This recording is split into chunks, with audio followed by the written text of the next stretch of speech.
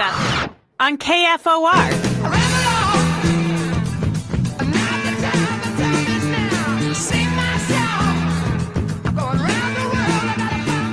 Good morning, Lincoln, Nebraska. Happy Thursday. Welcome to the morning hookup of Elijah Herbal. Happy Thursday. I figured you'd start something off with a train sound. I mean, there's got to be a choo-choo song. There's a big old train going by, and for Justice Rodeo stuck behind it.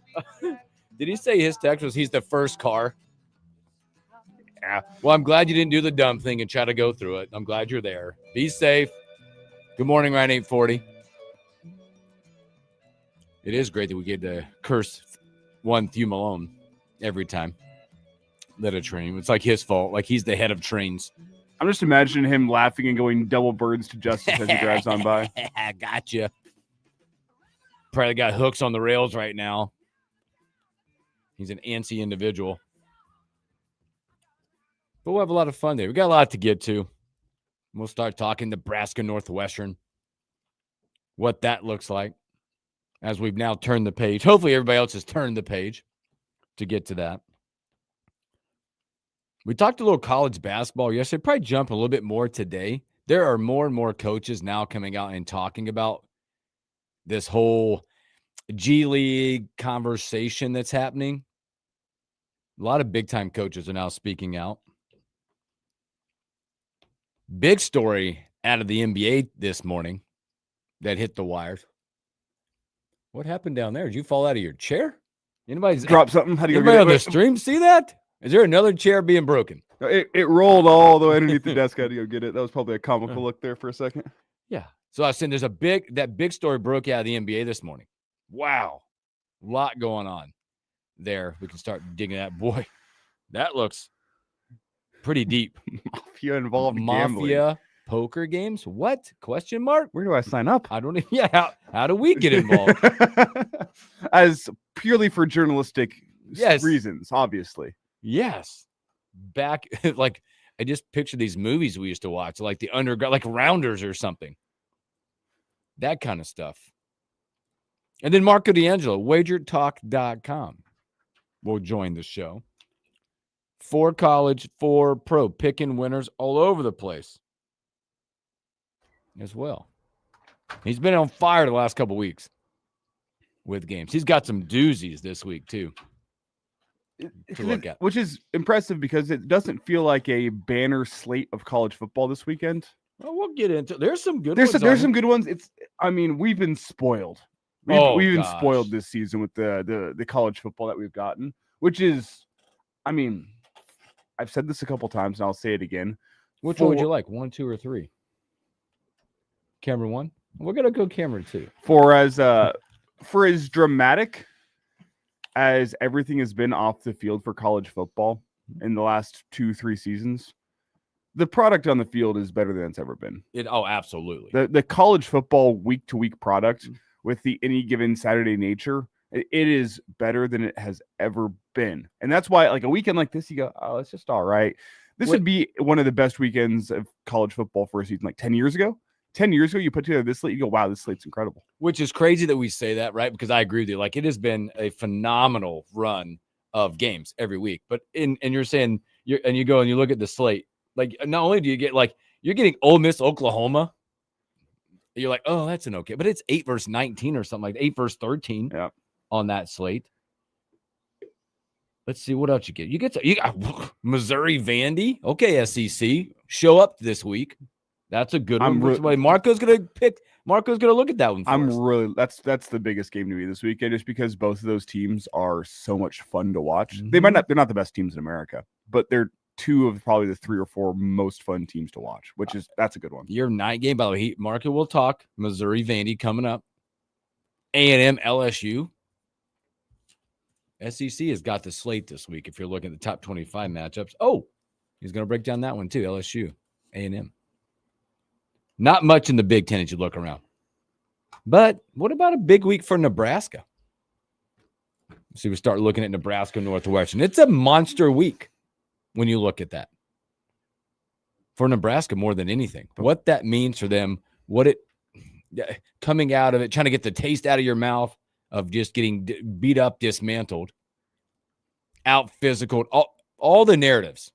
All the narratives you want. You would think like this team's got to have the same mentality as Justice whenever he sees this train rolling up on him. It's got to be a mix of PO'd, slightly disappointed in yourself.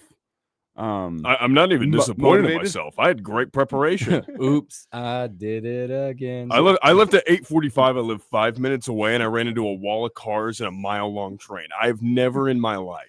I did text you because I saw that train going down Cornhusker, and I'm like, that's an especially big one. That one is especially big this time. I literally, I can't even describe to you the amount of rage that just blew up inside my ginger body when I saw that thing rolling towards me and I saw the mechanical arms go down. I'm like, are you serious? That one car before me took its dear sweet time squeaking through, and then I get caught behind this. I prayed to the Lord for forgiveness for the things that I was about to say. It was double stacked shipping containers, and I saw it. Oh, I saw it going down Cornhusker, and I'm looking back. I'm like, I think that the end of that train's probably still in Waverly. Oh. That was a mammoth one. Yeah, it took a bit to get. And you got. I got. You know, all you have to do is just say, you know what, Dad, gummit you, and next time we'll just leave it a little bit earlier again. I don't know what else they could have me do here. We need a comment from Theme Malone on this one. He's on there. He's probably got he might be on his way on a train somewhere. What if that was his train? Oh gosh, that'd be the best thing ever. Yeah, we need What a if comment. like one time you're like at the train and he stops it and he just waves at you? I'm just gonna scream out. I know what I'm gonna do. I'm gonna scream out at the top of my lungs, Dad, go with you.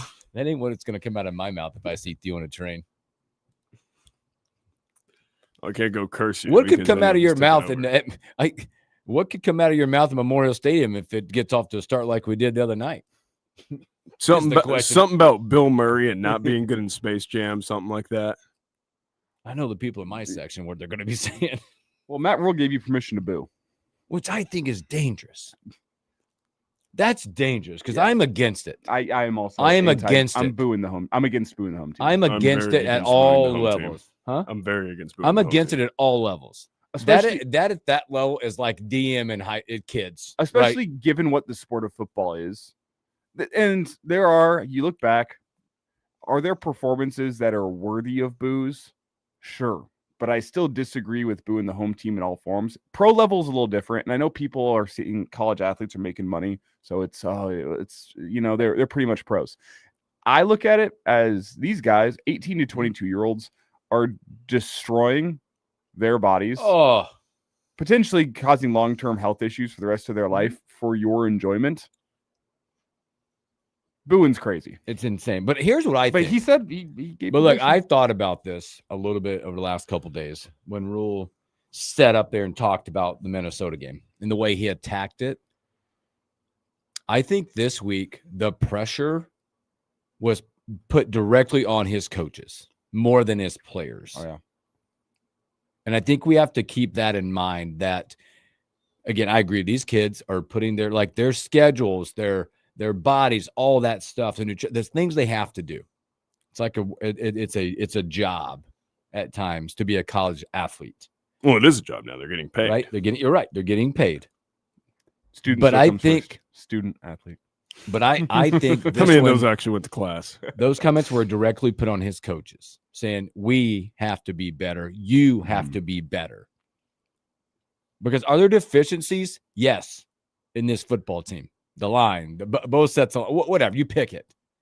But you're also being paid as a coach handsomely to do what? Work with what you got. Be better with what you got.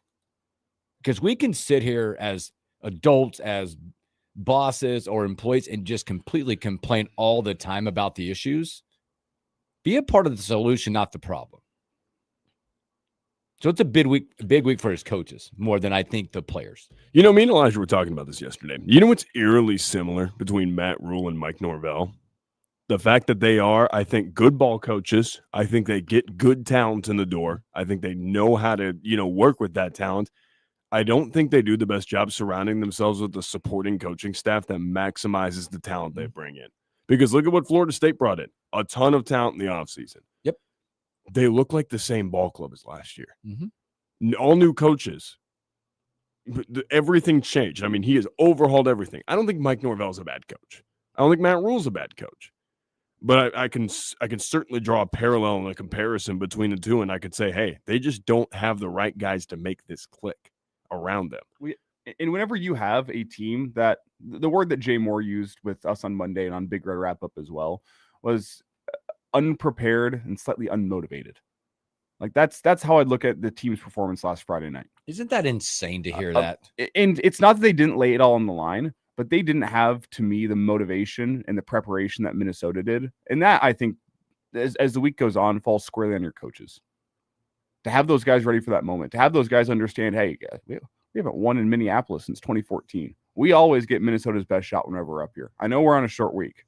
I know the travel's been insane. I know we're sleeping at Mall of America.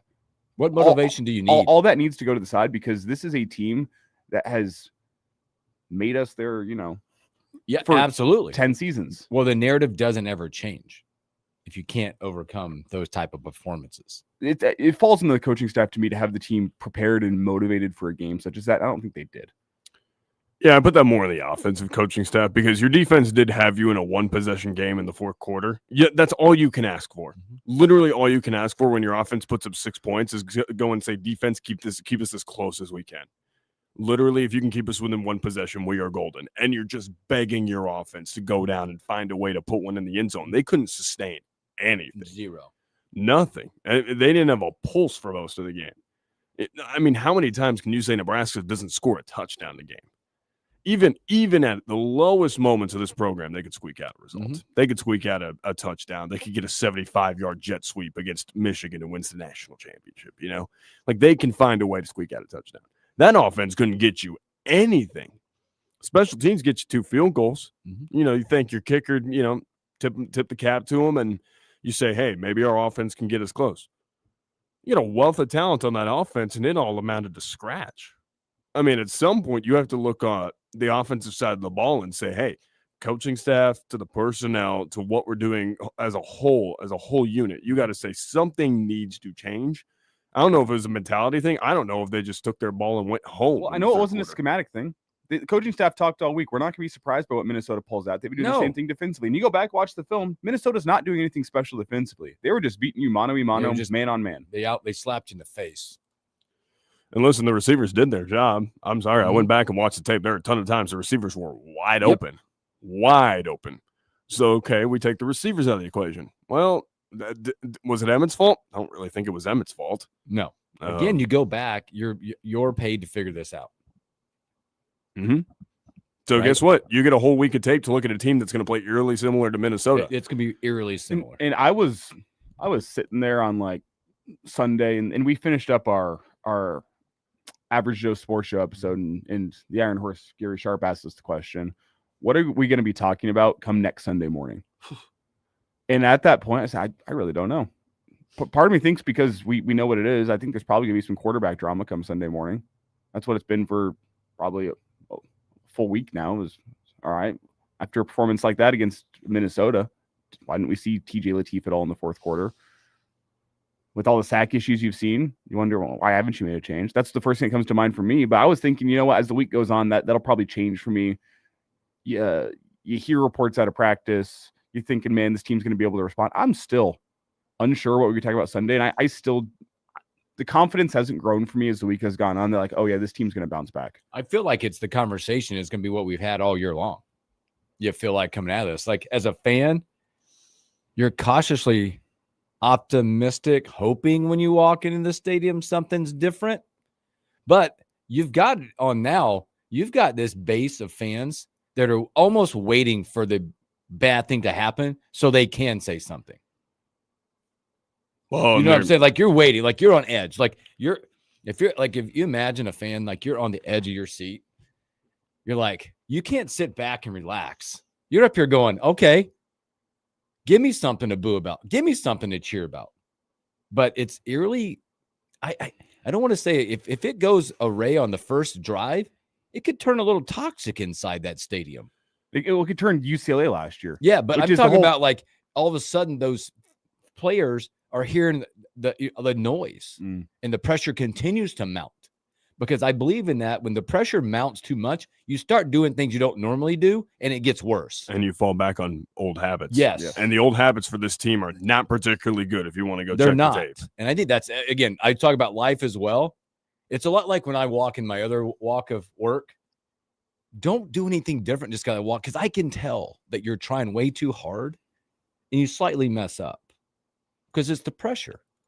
And if you start hearing it, if you start hearing the boo birds, your first incomplete pass, your first sack, the first 20-yard run that we give up, it's just going to feel odd sitting there going, ugh. But then you start, again, for me, it'll be like, I'll question coaching all of a sudden, not the players. I'm going to question, what did we do? We came out of the bye week against, was it Michigan? No, who did we come out of the bye week? And we just didn't look very good against. Michigan State early. We're like, what the heck did we do during the bye week? Those are the type of emotions that I think fans will have, and we'll have as media members going, what, why, how, what's different? Well, I think they just won ugly for a couple of weeks, and then finally the balloon popped. Like, it was like, hey, you played a football team that isn't going to capitulate and, like, expose themselves. Like, Michigan State became pretty one-dimensional. Maryland, even though they ran the ball, were pretty one-dimensional. Wanted to throw the football. You ran into a team that was legitimately balanced, and you had no answer for it. You had a team that was going to be sound defensively and wasn't going to give you just, free yardage and wasn't going to give up on the rush after they get hit in the mouth at the line of scrimmage. You battled relentlessness, and guess what? The relentlessness won. Okay, so now the air's out of the balloon. So now what do you do? How do you respond? And I think a lot of people are feeling the air being let out of the balloon. They're like, oh, this team is human. Yeah, this team wasn't going to be, they weren't going to skate by the skin of their teeth every single week. You can't be the cardiac kids every single week. It's just unsustainable. You can't win that many one-score games. You can certainly lose a bunch of one-score games. They've seen the evidence of that. You can't win that many one-score games without having some sort of like final schematic thing or, without having that it factor. They kind of skated by with the it factor for a couple of weeks, and it felt like they just kind of used it up. Okay, so you had to go and get yourself out to an early lead on the road against a raucous environment in a short turnaround. I can give you grace for a short turnaround. I can give you grace for bad, travel arrangements not going your way. I can't give you grace for not showing up and not being motivated to go win a football game. Well, to put it like you're a little magic in a bottle will only take you so far. Especially in a football team with warts. And this football team's got some warts to it. They had some magic in a bottle going. Post Michigan, I mean, we took Michigan to the brink. Go get a win against Michigan State where you kind of overcome. You get a win against Maryland where you start overcoming. And you have that self-belief, and then it's all let out. Is there still any magic in the bottle left for this football team of that self-belief, or has all the self-belief evaporated following what happened against Minnesota? That's my question. I do want to ask you guys before we get out this segment, what side of the ball, offense, defense, and we can even include special teams in here, you think needs to lead this way for the team to feel some self-belief early in this football game on Saturday? Because that's what I think they need. I think this team needs to feel that self-belief at some point early in this football game that, okay, what we showed last week is not what we are. It's to me, and that's easy for me. That's offensively. Yeah. It's simply on your quarterback and the entire unit, Dana all the way down. Starts and ends with your quarterback. It starts and ends with your quarterback. But it starts with your offense as a whole, yes. Yes. I mean, you could pick any part of that, but if you can't show promise, give your defense away, like give them a lead. Go back and look at all college football. When your offense is clicking and you're getting leads, how much easier it is to play defense. Nebraska has done that with a couple of games with 14-0 leads, and the defense held on while the offense sucked for 2.5 quarters, right? I think it's a lot easier from the defensive side when you look up and go, we have 7. They have nothing. We have 14. They have nothing.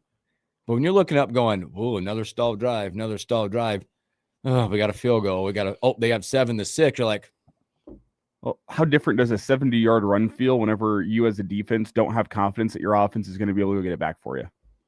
Crushes you. Breaks the Crushing. back. Well, look what it did to your DC. But you're It backed him off his game plan. And then you all of a sudden, as a defense, go, we have to be more and more perfect. We have to really try to jump routes. We got to get the ball back.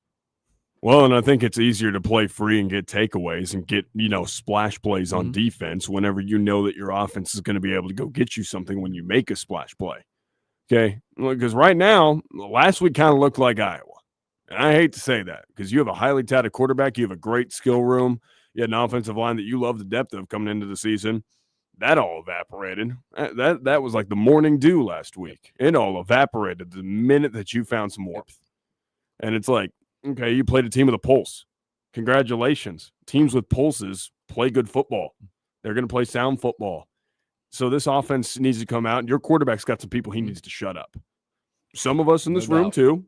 For sure. Okay. A lot of us are criticizing him. He can shut my mouth. I'd be happy with that. If he goes and throws for 250, gets 2 touchdowns, no picks. Less than 2 sacks. Yep. I don't care what the completion percentage looks like. He could have a 59% completion percentage. If he's hucking it away into the 6th row and he's not putting the ball in danger, I'll defend him. Absolutely. I don't care. No doubt. But go play clean football. We want that. Mm-hmm.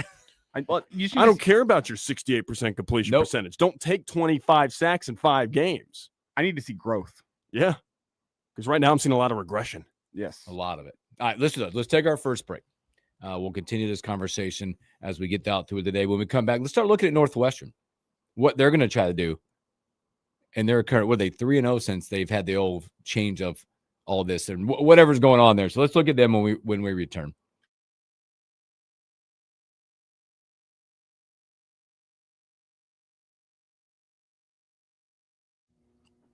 There's so much going on. My gosh. So apparently the offense is down to the number 49 unit in the nation. Defense jumped up a spot. They're the number 13 unit in the nation. Defense is fine. I don't think Butler's the problem as much as I criticize him. No, I just think my concern with his comment on Tuesday was when he said the one run changed him. Yeah, that's bad. And I get it a little bit, but I'm like, he's a defensive coordinator that's doing all he can with the defensive line that I don't think he trusts. And that's it's probably Dana on the other side. He's got a line that he doesn't trust, and I think Dana might be not confused or be like, he's handicapped, but he's got to be able, like you said, he's got to be able to get. Yeah, my whole thing with him and Dana, and he said it. I've got to get Dylan somewhere different in the pocket, and I got to get it out quicker. I think he's going to move the pocket. I got to help him. I think he's been doing that all the time. I think he's got to roll him out. Dylan's athletic enough; he can roll out and throw the ball on the run. I'm not asking for him to scramble. Heck, throw a speed option in there. It didn't have to be speedy, but just at least get him outside the pocket and show the defense the threat to run so it slows the rush. Unfortunately for Nebraska, in my opinion, this week, is that whatever they do might not change the narrative on Sunday. So what? Because it's like, what if they, so like? Because it's like, okay, they win close. Like, no, I'm just saying. I just don't know. I think we're still going to have the same conversation because it's like, well, yeah. Fine, you beat Northwestern. Go do it against USC. Well, I think they match up best against USC. You know what I'm Me saying? and Elijah were talking. You know what I'm about saying, this, right? Because Nebraska football in general has been given fans and media this. Hi. Whoosh. You know? And then they tease you on the way back up. Yeah. You're waiting for the statement win. You're waiting for the hallmark, the benchmark, the turning point moment where you go, okay, this is different. And they missed an opportunity Friday night.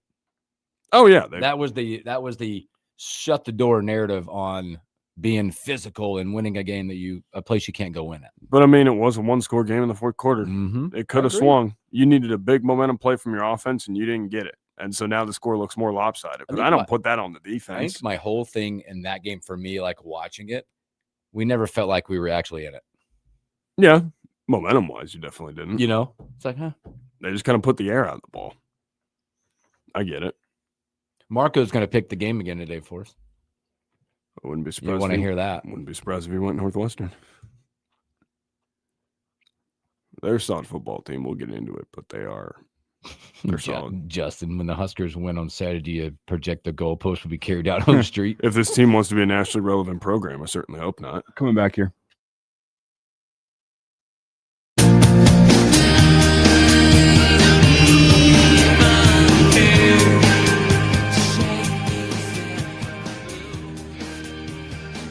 Welcome back in the morning hookup. Happy Thursday. I hope we were injecting confidence going to Saturday.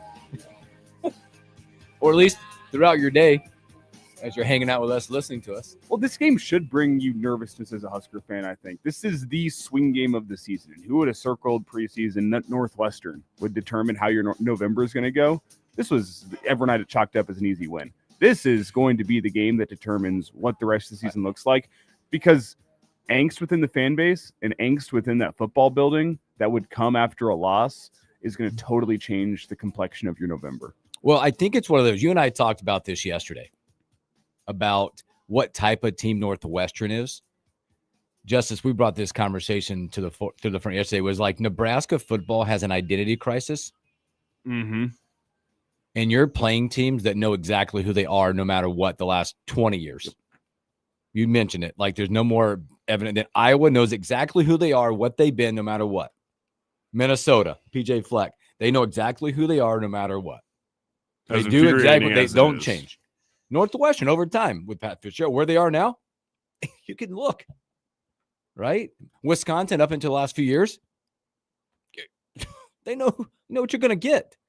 And Nebraska just hasn't had that identity. I mean, if you polled people out there right now and said, what is the Nebraska identity? Give me a words that go with Nebraska football identity.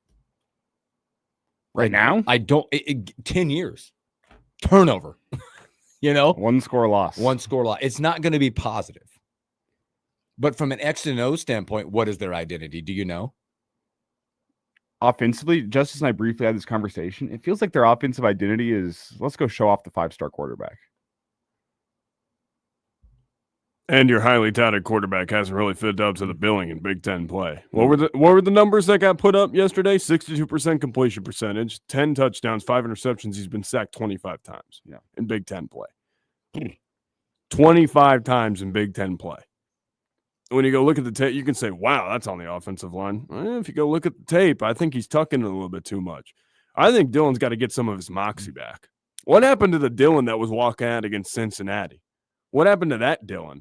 What happened to the Dylan that looked incredible for 3 quarters against Michigan? Kept you in the game. Yep. What happened to that Dylan? What happened to the Dylan that in the fourth quarter against Michigan State when you needed to play, went out and got you a big play and then got you a couple scores? What happened to the Dylan that against Maryland orchestrated a final drive after being subpar all day and got you a win in College Park? Well, let's not forget that for 3 quarters, the moxie with Dylan against Maryland looked dubious. He reeled it back in the fourth quarter, and he's done that a couple times this season. I thought Dylan had a little more moxie in the fourth quarter against Michigan than he had the rest of the game.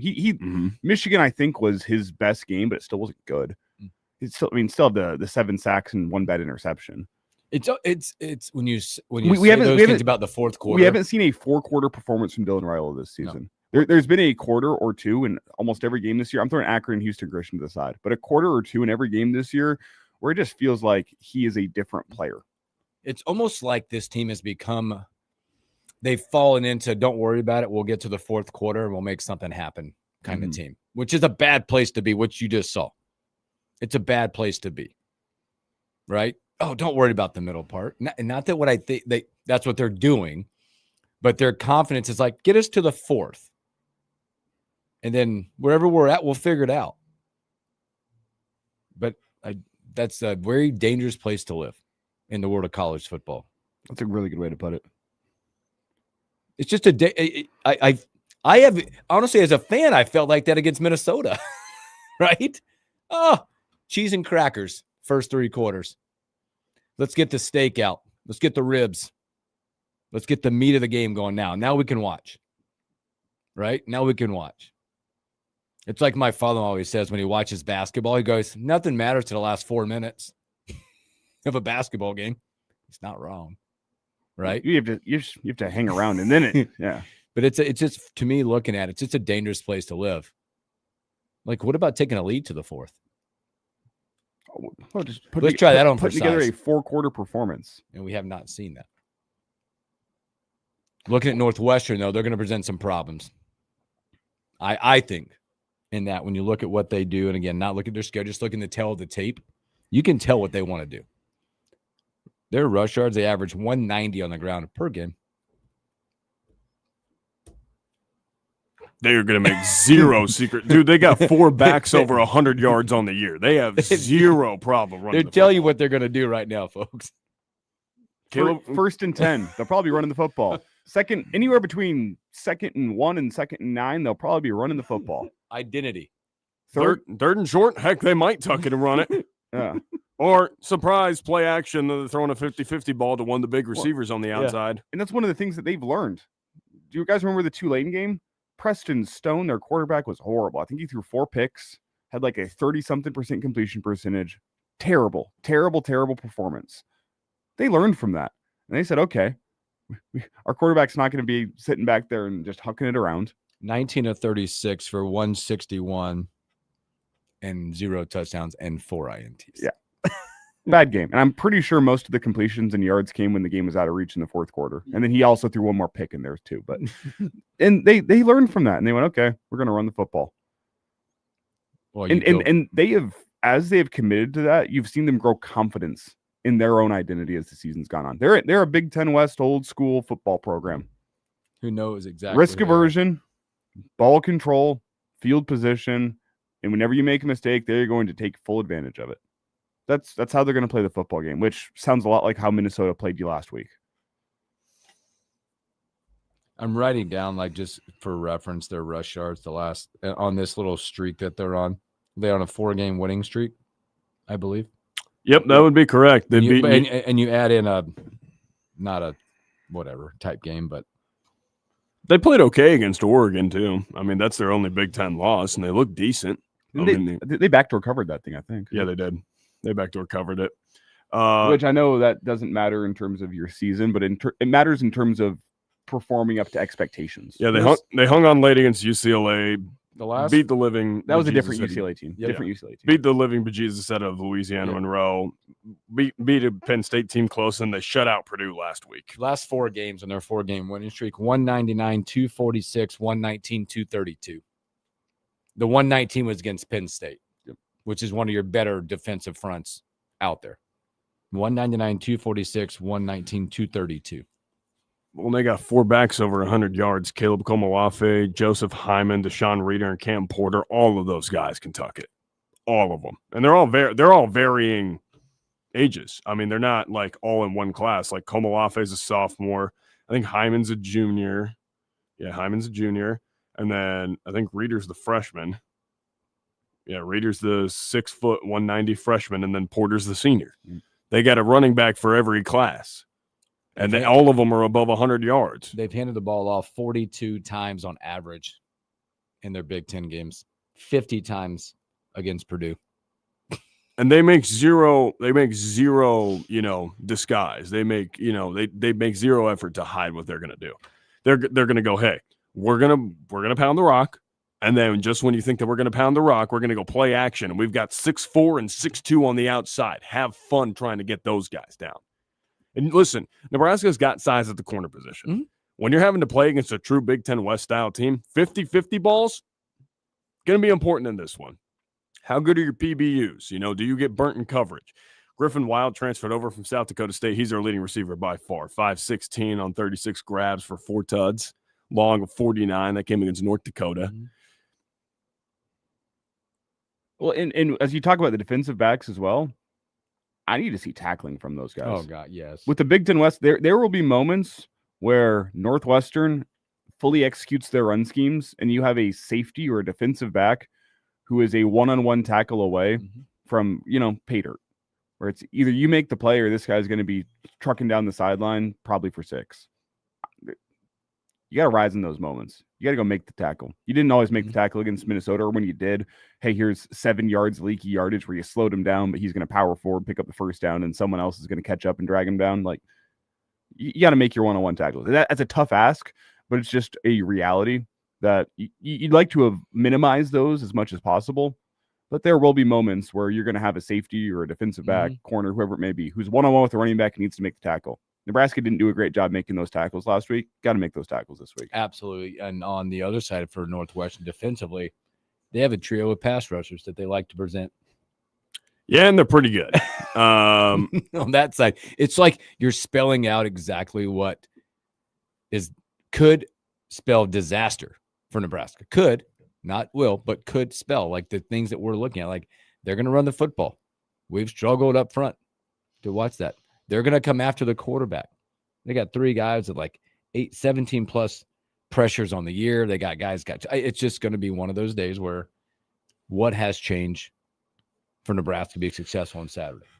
Yeah. Northwestern's not going to throw Dean Lowry out there. Okay, so Dean Lowry's not trotting out the tunnel. Okay, and Dean Lowry was a decent player at Northwestern. But they have a couple guys. Anto Saka's from Baltimore, 6'4", 255. He's about as prototypical of an edge rusher as you can get.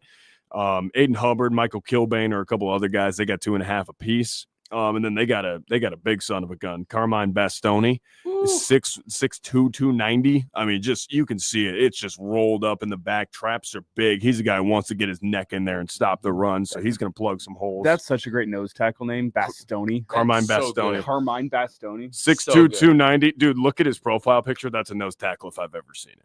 I mean, that guy's ready to bring a lunch pail, and he's putting in work because he's got a family to go feed, you know? It's that kind of deal. I think as you're looking at that, you're talking about the pressures and what they got to the quarterback. I think the stat that I looked at on that side, obviously they like to get to the quarterback, but it hasn't translated in sacks quite yet. I think they have 11 total on the year with all their pressures. The question is on that side, what can Dana do to minimize the sacks or the pressures? Yeah, I'm not going to look at their lack of sacks and say, well, they won't get sacks No, against Nebraska. no.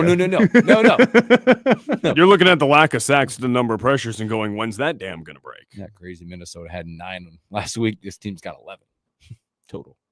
Yeah, and they might go get a couple this weekend. So what do? I think you go to run the football. Listen, you got Rocco Spindler back. You're going to have Elijah Pritchett back, who, by the way, I do not place that game on at all. I think Elijah Pritchett was trying to make a football play. He was trying to finish off a nasty block downfield. Yep. And he gets called for a targeting call that, frankly, if it's 17 other Big Ten teams, they probably let that go. And I'm not saying that the officials are against Nebraska, but I think like with the violence that he exhibited on that play, I think that they wanted to make an example that, hey, we're not going to tolerate violence in this game like that. And they made the decision, whether you call it just or unjust, to run him out of the football game. Listen, I would love to see that kind of violence again from Elijah Pritchett. If I'm the coaching staff, I'm saying you did nothing wrong, do it again. Yes. You did nothing wrong, do it again. And if they call it again, we'll fight them on it. That's what I'm saying. If I'm Donovan Raiola, I'm putting that on the tape and I'm saying, you know what? We had a guy get thrown out because he wanted to exhibit violence. Yeah, he wanted to go dirty. He wanted to go send a message to the guy that he was blocking and saying, you're not touching my quarterback and you're definitely not touching my running back. That kind of violence needs to be present again. He needs to bring that kind of edge. I don't want to see a timid Elijah Pritchett who's scared to get thrown out. Dadgummit, go do it 3 more times. I agree. Yep. I love that mentality. Up and down the line. That should be an example to all of the linemen on the front for Nebraska of going and protecting like that. But you do worry about the caution of that happening, taking it away from a kid like Elijah Pritchett. Going, I did it last time. I got to take a little bit away. But I agree. That should be material. And if Donovan Raiola is worth his salt, he looks at the tape and he goes, you didn't do anything wrong. Here's a million other cut-ups from across college football guys doing that. Did you see Cade McConnell from Vanderbilt? Yeah, he did the same thing. Yeah, where he just hits a guy one way and then he just launches himself into another guy. I want that kind of violence. And pile drives him when he's on the ground. Exactly. It's common. It happens across college football. Guys get their nose stuffed in the ground after they get pancaked. Well, he wants to finish a play off. Tape of it. Yeah, with I think it was Dunker from Iowa. Yeah, doing the exact same thing. Same play. He's a good offensive tackle. Good offensive tackles finish off blocks. Yeah. Elijah Pritchett is a good offensive tackle. He finished off a block. They wanted to make an example out of him and say, hey, we're not going to tolerate this level of violence. Like they can't handle it. So you get him out of the game. Okay, well then that offensive line just completely lost their edge. Completely lost their edge after that. That was a deflating moment to lose a guy like that who was bringing that kind of impact and that kind of violence. Not saying that should decide the game, but they did lose a notable edge. Flow. Yeah, changes your flow. It's when the Packers lost 2 starting offensive linemen, they lost to the Browns, and we said, okay, well, they lost 2 starting offensive linemen, 2 important pieces for them. Should Nebraska's depth at this point in time be better so it's not such a death blow? Sure. But Pritchett brings a physical edge that I don't think anyone else in the offensive line has with his combination of athleticism and pure power. That's a loss whenever you don't have him on the football field. And then Rocco from a vocal leadership and even a lead by example kind of guy. I know they're not lead by example people, but he's both vocal and a lead by example guy in that offensive line room. Losing both of those guys in quick succession changes how you wanted to operate offensively. Well, and I think that mentality that Spindler's going to bring. Listen, the guy had the bone sticking out of his finger. Went and got it put back in, and he's back in practice. What kind of toughness does that? That is a guy fighting to play for Nebraska. That's a guy who wants to go back onto the field, and he's saying, I want to get out there as quickly as possible. Get me back out there so I can move men again. Him and Pritchett going back out there, like, listen, you need that kind of edge. Absolutely. Rely on a guy who was at Bama and did it for a while. Rely on a guy who was at Notre Dame and played for a national championship last season. Lean on those guys to bring you that kind of experience. They lost that edge completely against Minnesota. I think it's going to help them hugely against Northwestern. I think if you're Dana, you go behind those two guys and you say, we're going to run it behind you, we're going to run it behind you, and we're going to dare them to stop you. We're going to dare them to move you. We paid you guys for a reason. We're going to dare them to move you. And guess what? Everybody else better fall in line. We talk about our concerns with Dylan Rilo's pocket presence, with his ability to see the rush, feel the rush, get the ball out. None of that matters if you reel off 200 rushing yards. True. Nope. If you can take that narrative completely away. If it's a lunch pail kind of game and Nebraska is running up and down the field on Northwestern, the pass rushers won't be able to pin their ears back and get after the quarterback. Whenever you're playing the run, you're not getting after the passer. Do you think Nebraska needs to prove that's the kind of game that they can play? Oh yeah. I think they need to be a lunch pail type game. Like they're gonna do you think they need to change the narrative like that? Because that has not been. Hey, bring 2 or 3 backs and get down and dirty. Yeah, you got to show Northwestern that hey, we're not above you. We're willing to get in the trenches and we're willing to sock this one out for 60 minutes. And we talk about the confidence of Northwestern and their own offensive identity. They're going to control the pace, control the tempo of this football game. I think from Nebraska's point of view, you could either say, oh, well, we're going to try to grab the tempo back and play at our pace. I think that's kind of what you try to do against Minnesota. Or you can go live in a Big Ten West world and say, we're going to run the damn football. We're going to play at your pace and we're going to beat you doing it. I think that's the kind of chip on your shoulder mentality that you need to have of, hey, you want to run the football, control the pace? We can play at that pace too. We'll go beat you doing it. That's what I'm talking about with like lunch pail. Hey, they want to run the football? Okay, you need to have that chip on your shoulder and say, if that's how you want to play this football game, we can play like that too. Good stuff, fellas. Let's take another break. Let's come back. And what we're going to do, we're going to look at college football this week. I know it's not the greatest slate, but we're going to look at it. And again, like we do every week, let's talk about the time slots and what you'll be doing on a Saturday from an 11, 2:30, 6:30 perspective. That and a whole lot more when we return.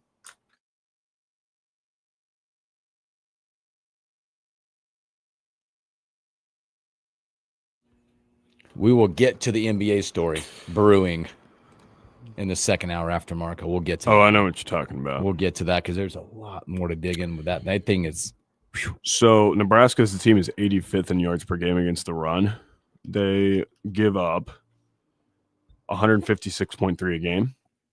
Northwestern's 56. They give up 136.7. Mm-hmm. You can run the football. You can run it, but you just got to run it. You have to have conviction to run it. You can't abandon it at the first sign of trouble. That's the problem. It's like running the football is like making a garden. You have to, you may take time. You got to put your fertilizer down, water it, and it may not pop up in the first week, right? So you keep tilling it, you keep watering it. You nurture it, you put nutrients into the soil, and you just keep going. You keep feeding it, and eventually you get a big, beautiful garden. What has Rello said before? Watering the bamboo. Yeah, you got to water bamboo. It means you got to run the football. Now, that means that you don't check out of runs, and on an RPO, you actually tuck it in your running back's belly. Mm-hmm. So it has to be conviction from your offensive coordinator, and it has to be conviction from your quarterback to let them run the football because you have talented backs. I don't promote violence, in that sense of violence, but I would like to see some Northwestern dudes laying on the ground at times this week. Whistles being blown, being helped off. Football's a violent sport. I know, but like not going up there like let's hurt somebody, but I want to see dudes like. Oh, I want to see them laying on the ground because the offensive line's put them in the ground, or like or your running back could just truck somebody, just blocking way downfield, all that stuff. I would love to see Gunnar Gatula have a bounce back performance and go put a couple guys in the dirt. But how much of that's going to happen? I mean, do we have soft offensive linemen? I don't know, but this whole thing, which gets me as a athlete from the athletic perspective, and again, not at the D1 level that I've ever done it, but it should not take. I'm trying to figure out how to say this, like what motivation? How much more motivation do you need? Right? Then, like, I don't need to be motivated to go play a game at home. I don't need to. I'm playing football for Nebraska.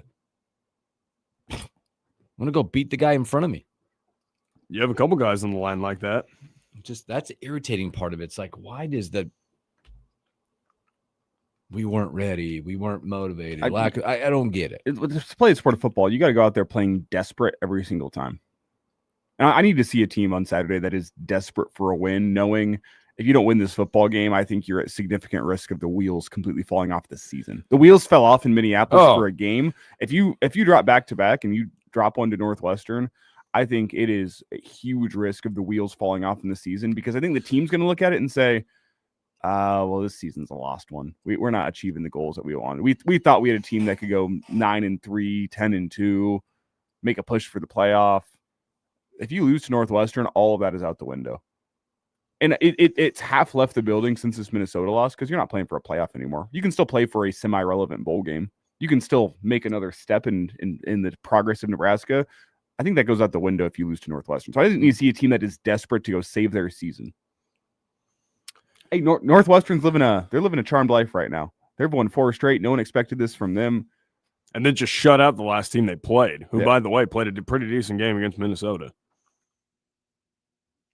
But, you got to go out. But here's the flip side. If you win it, you have a 3-1 October. You can live with that. You can. I can live with a 3-1 October. I just hope for this team that they can flip the narrative quick. But then we're coming back here, gentlemen. Okay.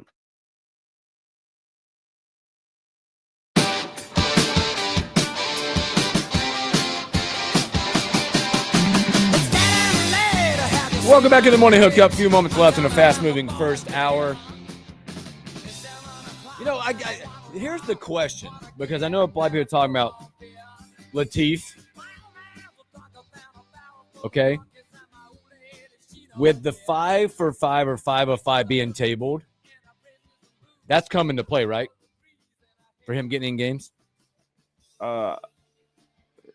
From the redshirt perspective, I'm just throwing it out there because I'm like he's played in 2. Well, I think the plan all season's been to redshirt. I know that, but I'm saying but I think as the season goes on, your plan needs to be to win football games. I agree. And that's why I'm glad you said that, because I know I've had that question. I'm like, well, maybe that's playing into this thing, because I know it's going to change the way we're recruiting. They at least have an answer now from the recruiting side, because if they had got the 5 for 5 in play, now you're changing the landscape of everything. You're all on the books to play.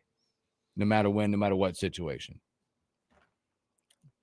But also, just a random thought. We saw them pull that out with Riley Van Poppel last year. Mm-hmm. If you'll remember, they used him very sparingly and situationally when they needed to win. They were able to keep his red shirt, and they were able to play him. Now, does it change the narrative again, that's a great point. Now, does it change the narrative for your backup to get in now if you're desperate for a win? Because you might be desperate for a win coming down the stretch.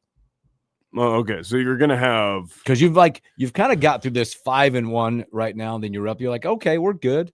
So you're gonna have a chink in the armor a little bit at 5-2. Elijah and I talked about this. I mean, question mark. The most winnable game left is Saturday. On winnable Saturday. They're I think if you're a team, you're looking at, they're all winnable, but but you can drop all of them too.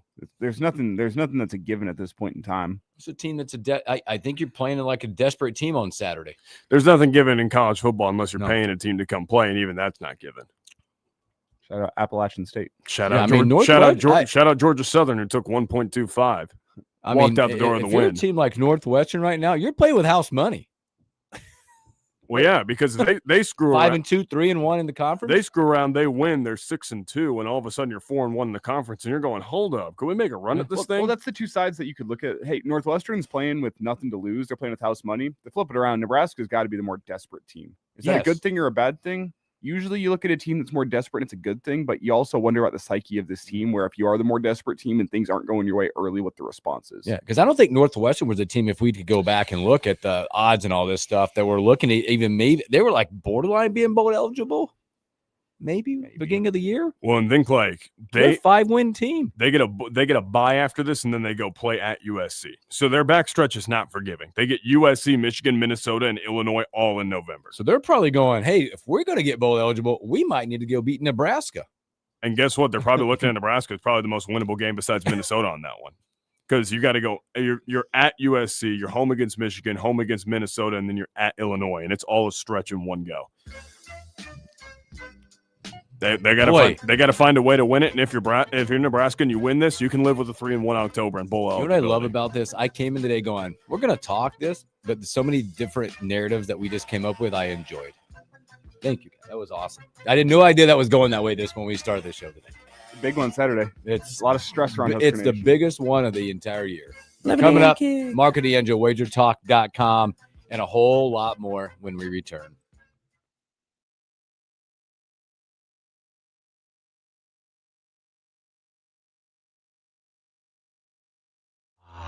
What was that? That is business phone bliss with the Ooma Cloud phone system. It handles all our voice, video, and messaging needs. You sound very calm. I am. Ooma has everything I need to run my business more efficiently, like virtual receptionist, call routing, and video conferencing. And it starts at just $19.95 per month per user, plus taxes and fees. Ooma. Nice. Find your business comm at ooma.com/radio.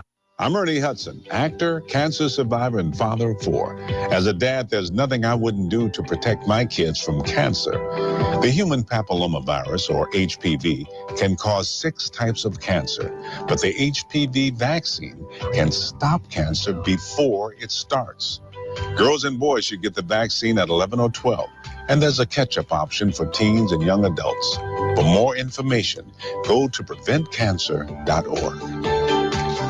Hey, it's Schmitty. Join the Average Joe Sports Show every home game Friday on site at the Single Barrel. Inside the Graduate, on the corner of 9th and Peachtree. Get all the pregame predictions, speculation, and chatter. Pick up prizes from Bud Light and other freebies. The Single Barrel's open inside the Graduate Lincoln daily for breakfast at 7 a.m. 7 days a week. Visit thesinglebarrel.com to make reservations, order online, or book your events today. Thesinglebarrel.com. And join us Fridays with the Average Joe Sports Show live at the Single Barrel. Many people delay kitchen remodeling until they're ready to sell. Why not call Reynolds Design and Remodeling and enjoy your home the way you want it to be? I'm Pam Magner, General Manager. We can create that beautiful, functional kitchen you've always wanted with classic professional design, cabinetry, and countertops. It truly is an investment in your home's value.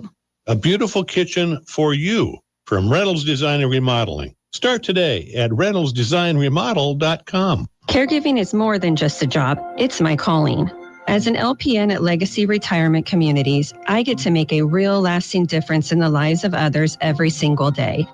It's not about providing care. It's about creating meaningful connections, offering support, and being there when people need it the most. At Legacy Retirement Communities, we truly understand the heart and soul behind caregiving. Here, I'm not just an employee. I am part of a family and a team that values my skills, supports my growth, and respects my purpose. We work together to ensure every resident feels heard, loved, and cared for. If caregiving is your calling too, Legacy Retirement Communities is the place where you'll find the support and opportunities you need to grow and thrive.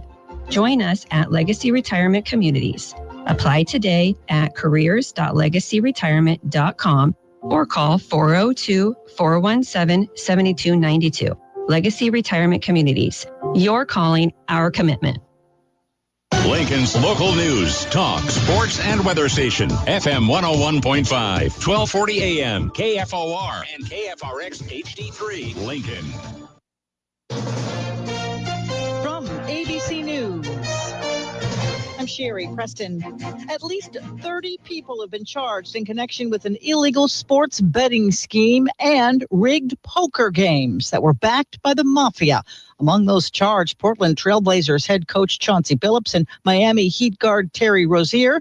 FBI Director Kash Patel at a news conference today. Not only did we crack into the fraud that these perpetrators committed on the grand stage of the NBA, but we also entered and executed a system of justice against La Casa Nostra to include the Bonanno, Gambino, Genovese, and Lucchese crime families. Over the past few years, officials say those now charged used inside information to bet on NBA games, including when players would pull themselves out, for injuries. President Trump appearing to double down on plans to continue strikes against boats that the Pentagon and White House say belong to Venezuelan drug cartels. ABC's Karen Travers with more. There is a distinction here that the administration has made for their legal authority because they have designated these drug cartels foreign terrorist organizations, and they say that allows them to take this kind of action. Now, there are a lot of legal questions about this because usually when you designate an organization, a group, an FTO, that's usually targeting them for financial issues, not necessarily taking military action. The demolition of the White House East Wing continues, making room for the new Trump ballroom. A possible clue in the French crown jewel theft at the Louvre. Investigators have had one break, though, in this case. They've found DNA evidence in a helmet and gloves that were left at the scene. So the race is now on to try to track this gang down. ABC's James Longman. In a show of unity, Pope Leo and King Charles prayed together at the Vatican today. First time in 500 years, the heads of the Catholic Church and Anglican Church have met. This is ABC News. Wesley Financial Group is not a law firm. Hi, I'm Chuck McDowell, the timeshare cancellation guy. In 2011, I founded Wesley Financial Group with one goal in mind, to help honest folks out of their timeshares permanently. Today, I run Wesley with my two sons, a real family business, treating every client and every employee like we'd want our own family treated. That philosophy has helped us grow into the largest, most trusted timeshare cancellation company in the United States. Fortune magazine even recognized us as one of the best places to work. Why? Because we genuinely care. In fact, some of our former clients were so moved by their experience working with us, they joined our team so they could help others to timeshare freedom. If you're stuck in a timeshare, give us a call. Let our family help your family. Call Wesley now for your free timeshare exit kit. 800-549-8866. 800-549-8866. 800-549-8866. A Nebraska representative talks about meeting with the president about beef imports. Good morning. I'm Jeff Modes, 48 degrees at KFOR. Solutions are being sought by Nebraska Republican U.S. Senator Pete Ricketts after President Trump defended his proposal to import beef from Argentina on social media while facing criticism from ranchers across the country, accusing critics, though, of not understanding how they've benefited from his recent tariffs. In a social media post made Wednesday afternoon, Trump said, quote, "If it weren't for me, they would be doing just as they've done for the past 20 years. Terrible," end quote. Trump highlighted the 50% tariff he imposed in early August on imports from Brazil, one of the top sellers of beef to the U.S. Ricketts, speaking shortly after the president's post on Wednesday, would not comment on whether buying Argentine beef would be a betrayal to Nebraska ranchers, but he said he's working with the president again on finding solutions. Ricketts had this to say. We're going to continue to work with the administration on finding market-based solutions on how we address accomplishing the president's goal with what we know we need to do to be able to protect our farmers and ranchers. The Trump administration announced Wednesday they plan to release more than $3 billion in aid to try and stabilize the agriculture sector in the meantime. President Trump, meanwhile, says he's approved a $15 million in federal aid for storm recovery efforts in Nebraska. In early September, Governor Pillen requested aid for 12 counties, including Douglas, Lancaster, Saunders, and Washington counties. In the aftermath of major windstorms that blew through Nebraska in early August. The Nebraska delegation also sent a letter to the president in September notifying him of nearly $40 million in storm damages that several counties sustained August 8th through the 10th. And while temperatures dipping close to the freezing mark, Lincoln Water System reminding you again to take the necessary steps to protect plumbing in your home and avoid costly damage and high water bills. It's a good idea to remove garden hoses from outside faucets. You can read more up at KFORnow.com.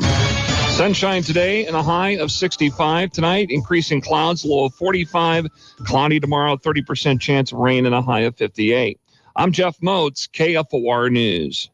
No cravings, no hunger pains, no struggle. Thanks to GLP-1s from Limitless Mail, weight loss is possible. Picture this. Your clothes fit better, your energy's up, your doctor's impressed, and your friends start noticing. Limitless Mail's GLP-1 program is medically monitored and changing men's lives. There's no better time than now to get on board. Lose the weight. Better your health, gain your confidence without being hungry. Free consult at limitlessmail.com. Oh no, stomach issues again? Stomach issues? Who are you? Your pancreas. I could be the real reason for your diarrhea, gas, bloating, stomach pain, or loose oily stools. I thought it was my stomach. People often do, but any of these symptoms could mean having a condition called exocrine pancreatic insufficiency, or EPI. With EPI, the pancreas doesn't release enough enzymes to break down food, but EPI is manageable. Use the symptom checker on identifyepi.com. This is the Morning Hookup on KFOR. Woman, you want me, give me a sign. And catch my breathing even closer behind. Welcome back to the Morning Hookup, hour number 2. I feel like that's what Marco D'Angelo does when he just goes to the window.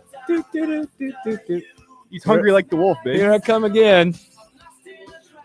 Oh, you got rejected. See ya. Wow. I just got Elijah.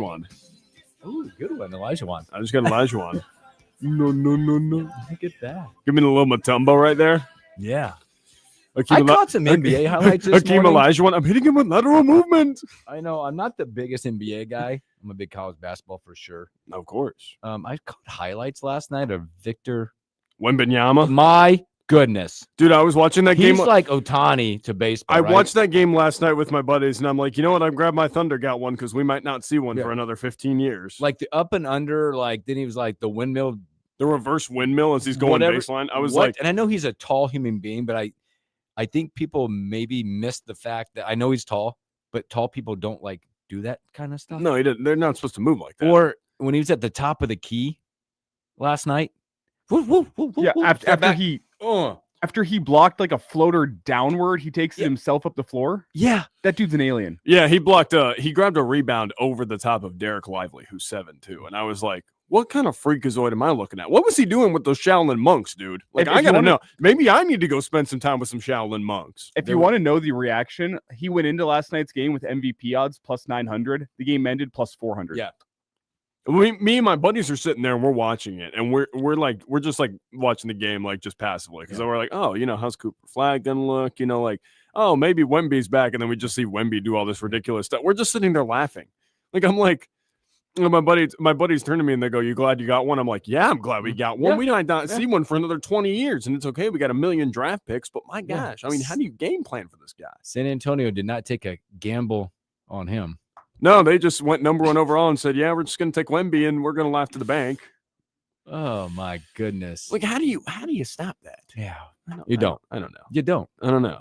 I got to ask this question. We got Marco D'Angelo, WagerTalk.com. What's up, Marco? Hey guys, how you doing?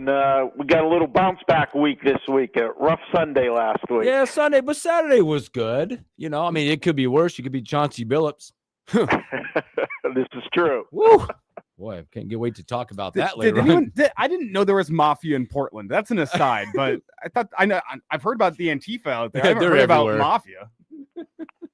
I'm not talking about him. I think Chauncey just watched a little bit of Marco's stuff, and he wanted to indulge in some of the picks that he had. I think Chauncey had good intentions with this. We are nationwide with Marco. We're national, baby. We are. Marco. Well, here we go. I don't know what's wrong with just the class. Like the home game is fine. Why do you need to go to mafia games? Is my question. We'll get I'm more staying into away this from it. later, I know I'm staying away from it, but what we do know is we got Marco D'Angelo, WagerTalk.com, talking some football with us, and it looks like this slate of college football. Marco, we talked about this, and you're a fan of watching football and making cash while you're doing it. But does it feel like this Saturday, because we've been given this huge slate of football, and it's exciting, that it feels like a letdown slate, but it's still really good? They're still good, but I mean, after last week, you had so many matchups of top 25 teams and so many top 25 teams that went down last week, creating a little bit of chaos, in the college football world. But don't we love chaos? I mean, that's what makes college football what it is. And there's still some really good matchups this week. And as we're going to start to see, as the saying goes, guys, the cream starts to rise, to the top. And, it's ironic that, you got a team like, for example, last week, it was a big game with USC and Notre Dame.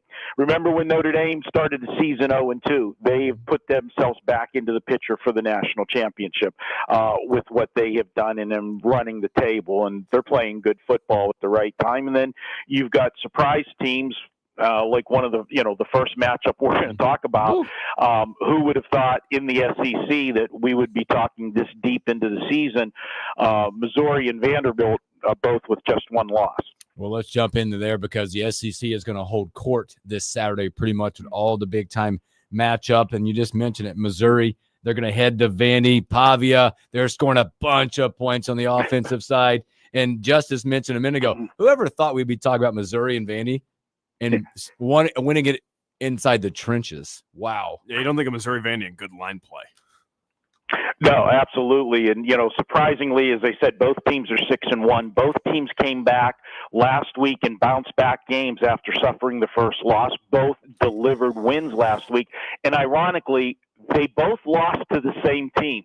They both lost to Alabama. One of them had a week off after it. So that's why back-to-back games against Alabama.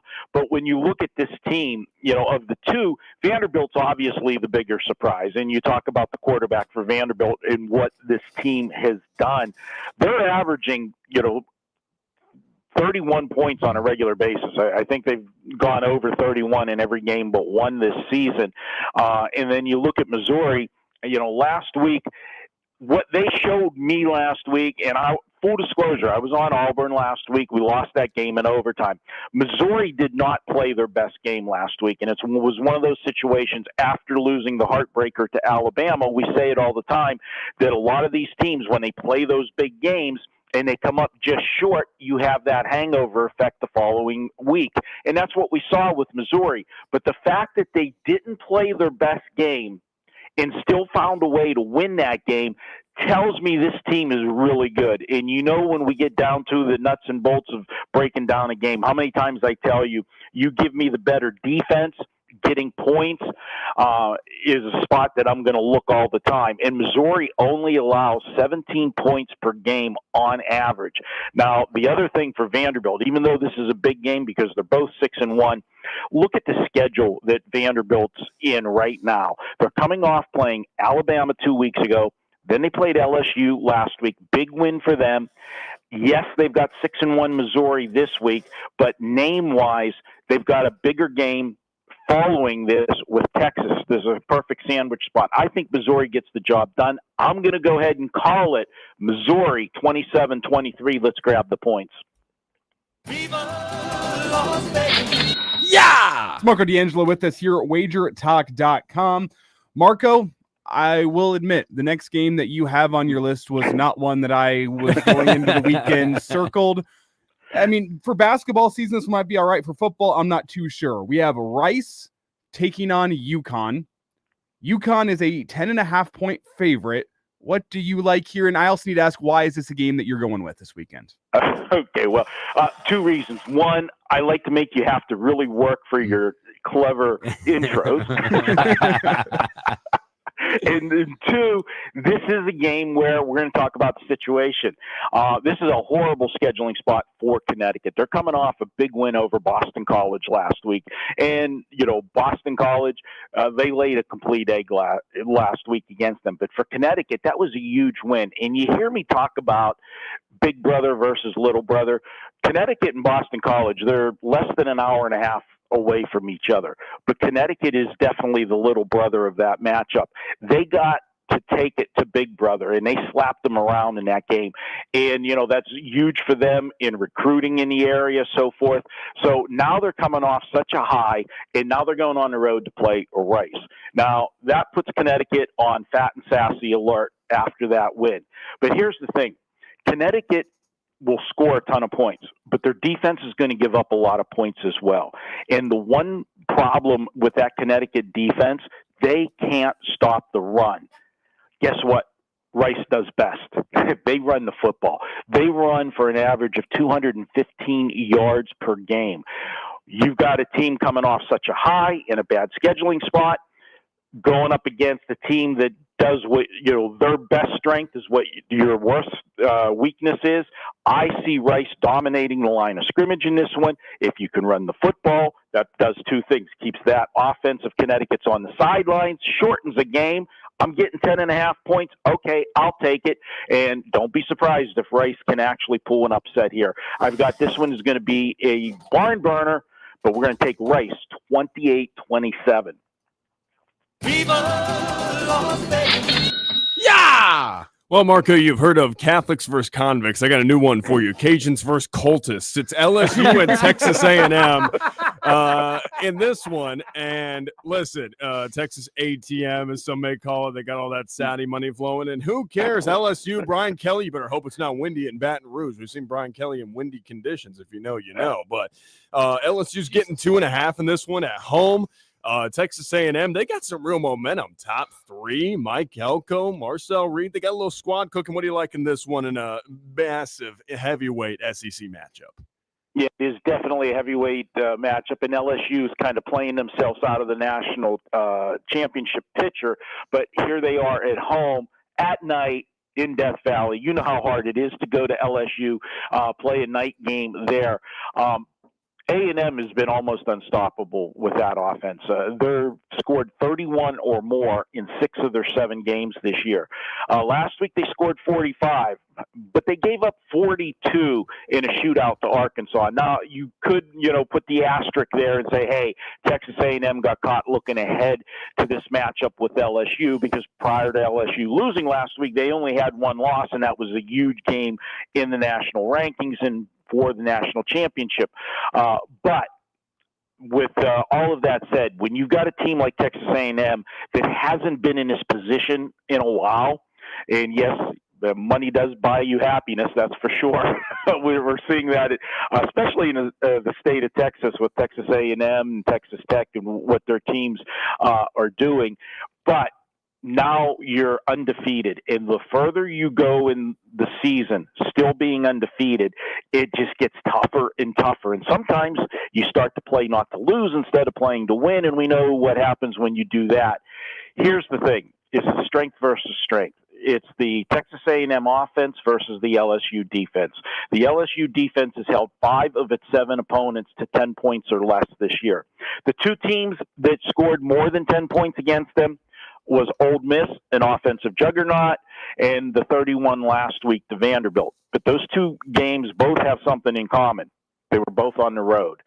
Give me the better defense, getting points at home on a Saturday night in one of the toughest venues. I'll go ahead and take LSU 24-20, or Brian Kelly might be packing his bags. Yeah, it's all about the family down there at LSU. We know.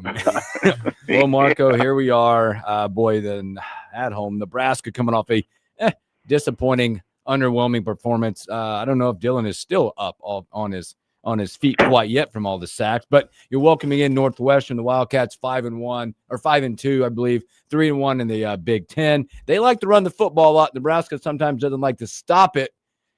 Feels like a desperation game for Nebraska as you look at the rest of their schedule going forward. Absolutely. And, Nebraska, we can't sugarcoat it. They laid an absolute egg last week in Minnesota.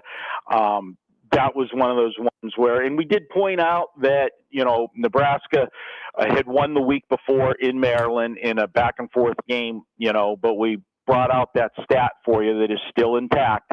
They haven't won back-to-back road games since 2006. Now, in fairness, we don't like to make excuses for teams, but last week, all of the distractions had to have a little bit of a bearing on that performance. I know Matt Rule's saying all the right stuff, but, it was out there. And, you're going to see the same stuff possibly, now with Lane Kiffin and all the talk with him going to Florida.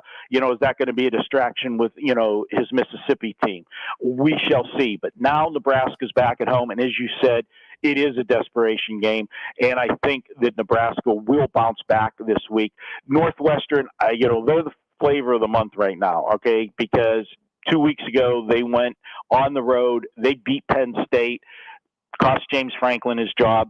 A lot of people thought they would be flat last week after that big win over Penn State, but they were able to manhandle a Purdue team that's going through a transition year. New head coach there, former UNLV head coach Barry Odom, taking over at Purdue this year.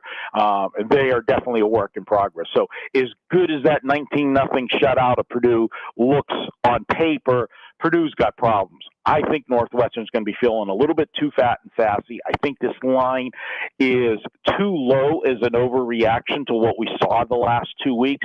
I make Nebraska closer to a 10-point favorite in this game.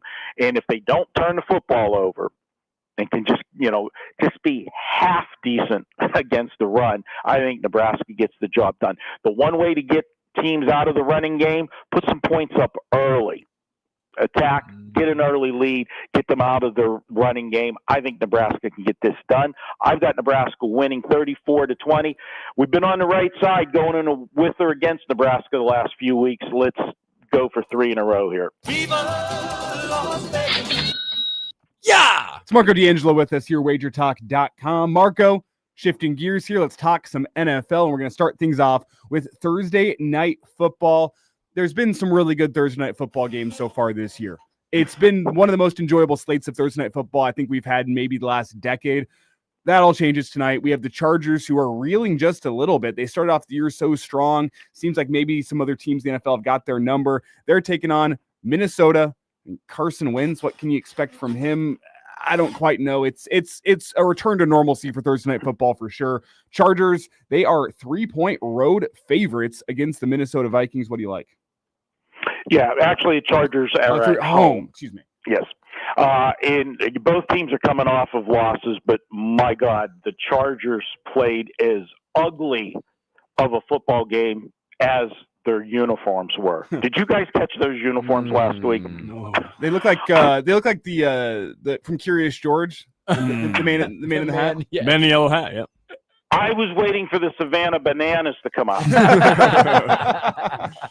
I think I would have enjoyed watching the Savannah Bananas more than I did watching the Chargers.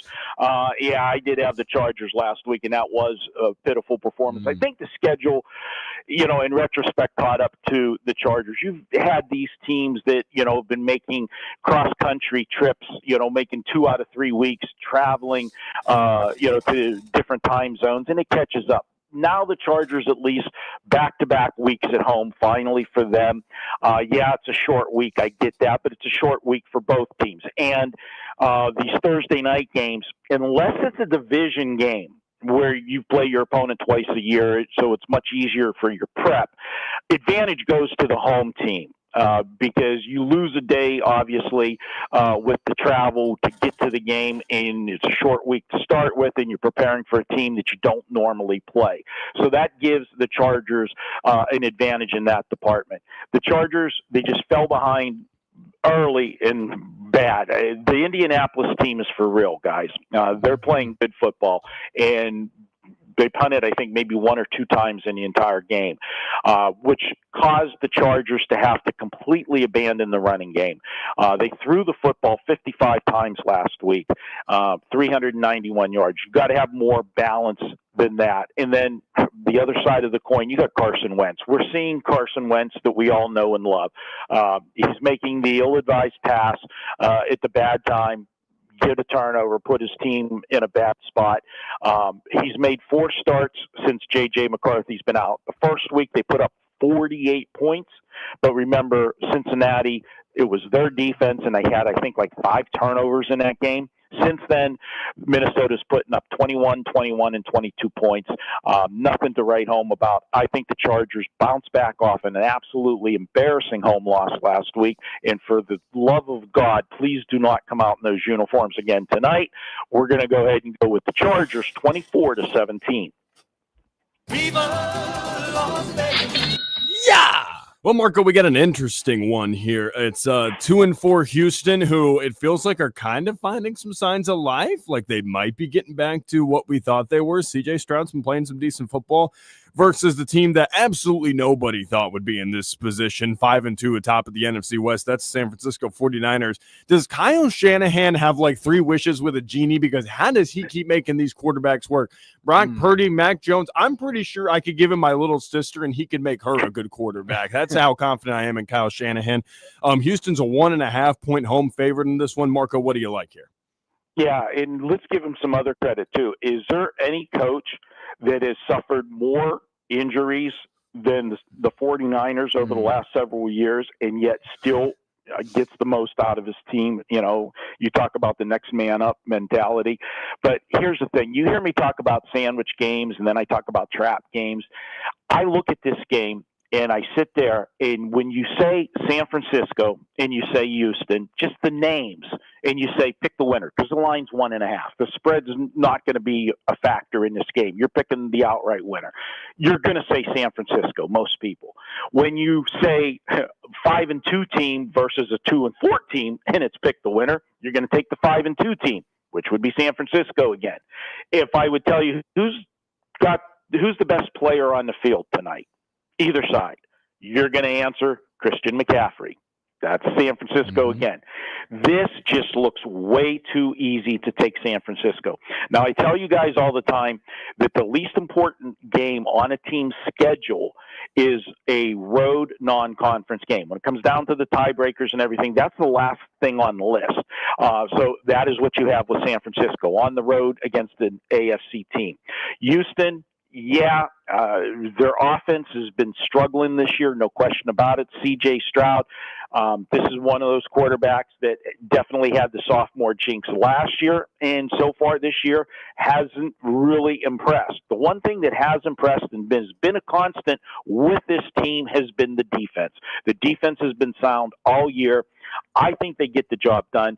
San Francisco, they're doing it with smoke and mirrors with all of the injuries. Last week was the first game without Warner, huge cog in that defense. I think this week Houston will be able to exploit the injuries that the 49ers have. And what C.J. Stroud needs to do is he's got to make some runs. He's got to get some games where the play breaks down. He's got to take off and make that defense have to worry about him as well. And I think they do that this week. I've got Houston in what's virtually a must-win game.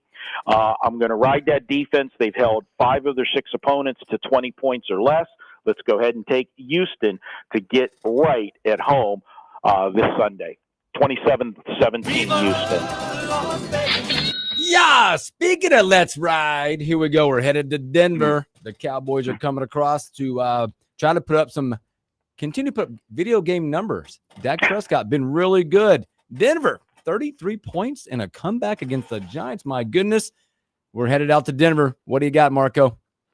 I'll tell you guys, I watched every play of that game. I watched it, and I still don't believe what I saw. Okay, that was like the most incredible fourth quarter I've ever seen. And what's the biggest takeaway for me that is the most mind-boggling, not the fact that they scored 33 points in the fourth quarter, the fact that they were down the entire game, come back, start the quarter down 19-0. Okay, they start to get some momentum, and then you get the Giants score, and you say, okay, it's done. They kept coming back. When they finally took the lead 30-26 with 1:51 left, you thought the game was over. But no, the Giants went down, got a pass interference call, punched it in for the go-ahead touchdown. I can tell you guys, and I'm sure you've all watched enough football games, when that happens to a team late like that, after you came all the way back and took a lead and then gave up the lead on the ensuing drive, you don't come back and win that game. The fact that Denver found a way to win that game is what could really set this team on a winning streak. It will give Bo Nix the confidence that he's been lacking this year. This has not been a good year. We talk about these rookie quarterbacks in their second year having the regression. He definitely has had his regression this year. He's had his moments, and the fourth quarter last week was one of those moments where he's looked good. I look for Denver to carry that momentum on, and they're another team that has been traveling all over the place. Remember, they played back-to-back road games prior to that game against the Giants. where the second road game, they played an East Coast game, and then they went to London, and then come back home and played with no bye week. They've been at home for 2 weeks, so they should be rested. And Dallas, as you said, they're putting up, game numbers, video game numbers, but they are facing a defense that is supposed to be good. I know the Giants made them look silly, but again, I think that was more due to fatigue. I'll go ahead and take Denver to roll this week and shut down Dallas. It's still a bad Dallas defense. We'll go ahead and take Denver 31-23. They get the job done. Yeah, Marco D'Angelo picking my Broncos. Love to see it. Marco, we got one more game for you here before we get you out. It is the Washington Commanders traveling to Kansas City, taking on the Chiefs. The Chiefs, 12.5-point home favorites. They had one of the most impressive performances I've seen in a while against, I know it was the Raiders, but it was the Raiders last week. I think the Raiders only ran 30-something offensive plays. Chiefs in firm control, both in ball control and in the score. It feels like the Chiefs are really hitting their stride, but feels like a lot of points to cover. 12.5 against Washington. What do you like? Yeah, we always talk about, whenever we're looking at games, and what we're trying to do is just like the stock market. We're trying to buy low and sell high. Well, right now, the stock on Kansas City can't be any higher than it is. They have now become even at 4-3, the adjusted odds, they're favored to win the Super Bowl. Okay, and it's because of the last couple games. And yeah, that was a dominating performance. The Raiders didn't even have 100 total yards of offense. And we had a Kenny Pickett sighting. His first play, he gets into the game as a Raider. He fumbles the football, and Kansas City recovers. It was a great performance by Kansas City. But let's be serious. Was it that Kansas City was that good, or was it that the Raiders were that bad? And I think it was more, at least 60% that the Raiders are that bad. Things are bad here in Vegas with this team right now. Now you look at Washington. Now, prior to last week's games being played, there's a sports book out here. I refer to them a lot, Westgate, that they put the numbers for the following week of the NFL out midweek. So you can bet the following week's games all week long. Then they take them down right before kickoff of the games on Sunday, because the lines are going to change based on things that happened. Well, the line on Washington and Kansas City prior to last week's games being played was Kansas City -5.5. Now, granted, Daniels is out for Washington, so that's going to change the line dramatically. But are you going to really tell me in his second year that Daniels to Mariota is a 7-point difference in the line? Wow. He's not. Okay, that's too much of an over adjustment on the line. And with that said, I've got to take Washington plus the points. Yes, Kansas City will win this game, but I see this as one of those. Andy Reid gets the lead. You saw it last week. He shut it down. I don't think he wanted to embarrass Pete Carroll any more than it was. They're virtually taking knees like it's a high school football, mercy rule in that game last week. I just think this is too many points. I'll take Washington. Let's call it Kansas City 28-23, but give me the 12.5 points with Washington. Yeah, Marco, I got to ask you, we haven't even mentioned it yet. Those Knights out there, they're off to a little start in the hockey world. A little undefeated right now. Yeah, they don't want the Las Vegas Aces to take all of the limelight out here. They don't have to worry about the Raiders, that's for sure. But yeah, they're off to a great start, and it was fluky that I think the very first 3 games of the season were all overtime games. So they're playing well, but they're heading out on an East Coast road trip. We'll see just how good they are with this one. And they did suffer an injury. Their goalie Aiden Hill left the last game, so we'll see the extent of his injury. And Mark Stone's out for week to week as well. So, as you know, you got to stay healthy in hockey. The healthiest teams a lot of times the one that are standing at the end. Well, Marco, again, thanks for hanging out with us. Tell us again where we can find you. All our listeners can find you, and also, how has the eating been at the deli lately? Yeah, the eating at the deli has been good. Obviously, we start with the flagship show, and that's Bet On It, the College and Pro Edition. Those are out right now. You can check that out on our Wager Talk TV YouTube channel. And then later today, I'll be filming that one later this morning. Marco's Deli, I come with 5 more plays for you.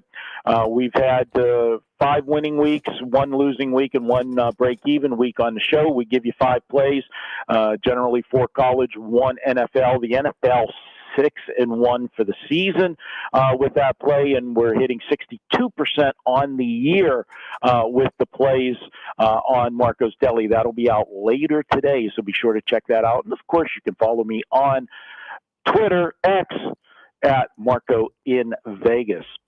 Marco, good stuff, my friend. Take care of yourself. We'll talk to you real soon. We'll see you at the gate cashing those tickets. Let's cash some tickets, guys. Thanks, Marco. Marco D'Angelo, wagertalk.com. Great stuff. Remember, if you missed anything of that, any part of that, or any other show, go to YouTube afterwards. Elijah, how does it feel to have the fastest white Broncos since OJ and Riley Moss on your team? That's a crazy way to put it. Feels good. 39.1% completion percentage allowed. Well, and it's what's funny is he is the guy that gets targeted in that Broncos secondary. So to have a completion percentage that low says something, because teams avoid going to Pat Surtain's side. So they're going to Riley Moss's side. I would avoid going to Pat Surtain's side too. Yeah. That Broncos defense, it's what you have on Sunday. If you're not going to be watching, let me sell this to you. You have currently the best offense in the NFL going up against the best defense in the NFL. I'm in. And then you have arguably a bottom 3 defense in the NFL going up against a average offense with the Broncos. What breaks? Sean Payton is generously making that an average offense right now. Well, he is working some voodoo magic, bro. He was the reason why the first half sucked for the Broncos, but he's also the reason the fourth quarter is so special. He was in his bag. He was in his bag in the fourth quarter after about 2.5 quarters of just terrible play calling. So you gotta ride the highs and live with the lows, I guess. Speaking of being targeted, when we come back, we're going to talk about this NBA drop that's out there. You have got to hear this story about the gambling, the betting, the mafia. X-ray tables. We'll talk about that when we come back.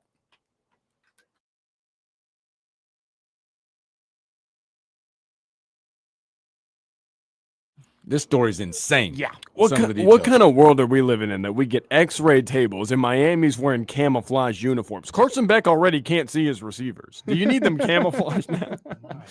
Gosh, this is insane. Oh, those unis are awful. Carson Beck's going to need a seeing eye dog to find his receivers, dude. Those are terrible. Dude, man, the Oregon jerseys are some of the best I've ever seen. The Grateful These Dead Grateful ones? Dead team ones are incredible. Oh, buddy. Boy, this gambling thing is widespread. Yeah, Terry Rozier. They got Terry Rozier. It's 11 states. They got Scary Terry. I gambling debt's looking right now. My God, we're going to go through that. And boy, wild. Then when we get to stories that we missed, I got a crazy one. I have an absurd one. Absurd that we missed, or just absurd in general? No, just like absurd. Just absurd. Like why is this happening? Those are good ones. Like, why is it happening? Greg said maybe the O-line needs to spend some time with the Shaolin monks. Oh, my God. Where's Bruce Lee when I need him? These brothers need to learn how to be like water. And by water, I mean take the path of least resistance and actually block. Because right now they're being like water and letting everybody run through. What about Marco running the 34-20 in Nebraska? Yeah, that was kind of surprising. I think he's got more confidence than I do. I gotta say, does that jolt some confidence into you? I think it's also maybe he's like from a national stage. He's just kind of looking at it and he's going, that's probably a one-off burn the tape week for Nebraska coming off a short turnaround. Like they are kids, like midterms, all that stuff. Like he's probably looking at that and going, there's a bunch of external factors to this. So this might just be a burn the tape, get back and like stop the run against Northwestern, because he might look at Northwestern as one-dimensional, which is probably true. And he brought up a good point. If you get Northwestern playing from behind, they do have to pass the ball more, and then that's where you can get them. So he did bring up a really good point there. Ryan Hayford said Portland prison team just got a solid point guard. Chauncey Billups. You going What's the freaking movie they remade it with Adam Sandler? Longest Yard? Well, yeah, Longest Yard. Oh yeah, there with what's his face? Was it Burt Reynolds? Burt Reynolds, yeah. Yeah. Burt Reynolds. Burt. I love Burt Reynolds' mustache. Hot take: the Adam Sandler version's better. I think it's good justice. But what about the Stone Cold Steve Austin? That's how a white man runs the football. I'm looking at these reports. This thing they've named 4 different crime families in this report. Oh my goodness! All right, we're coming back here. X-ray tables.